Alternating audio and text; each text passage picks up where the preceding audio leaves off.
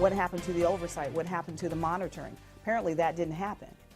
A Tri-State family finds itself in the middle of a VA investigation. Tonight, new information on a story you saw here on 11 at 11 first last night. And we hear from a veteran's family left wondering why the VA failed them.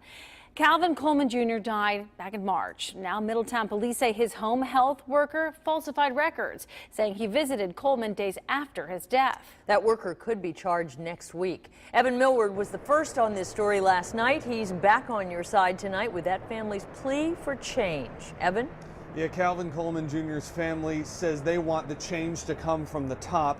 His sister telling me she thinks the Dayton VA didn't want to talk about that home health care worker's inconsistencies. Now she wants to hear from the local leader, former P&G head Bob McDonald, who's been tasked with turning the VA around.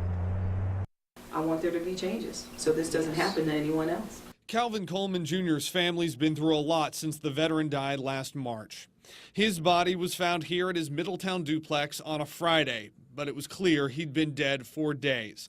Middletown police say that's not the problem. The problem is that his VA-appointed home health worker recorded and billed for visits on the days Coleman was dead. There's a whole just litany of errors that occurred here. So I think there's pretty much that whole office needs to be held accountable. Coleman's family tells us he was honorably discharged for medical reasons. His mom remembering how he'd give his lunch money away at school. He said they was hungry. I'm sorry. They was hungry, and I had to help them, because you always said when somebody need help, be there for them. And now police say the man this country put in charge of being there for him may have been a crook. Breaking and entering, burglary. He's been charged with domestic violence and assault. This just leads me to believe that he's done this before. This is not an isolated incident. I'm certain of that. That home health worker could now face charges of negligence and misuse of public funds. As long as they do what they're supposed to be, what they need to be done, it's fine with me. Because I even trusted him myself.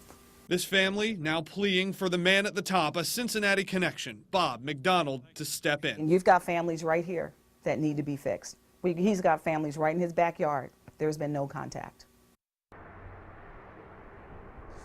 And we have not been able to reach out to Bob McDonald's office about this case yet. As for the Dayton VA, they issued a statement yesterday saying that they've launched their own internal investigation, and they're now working with the Inspector General and the Middletown Police Department.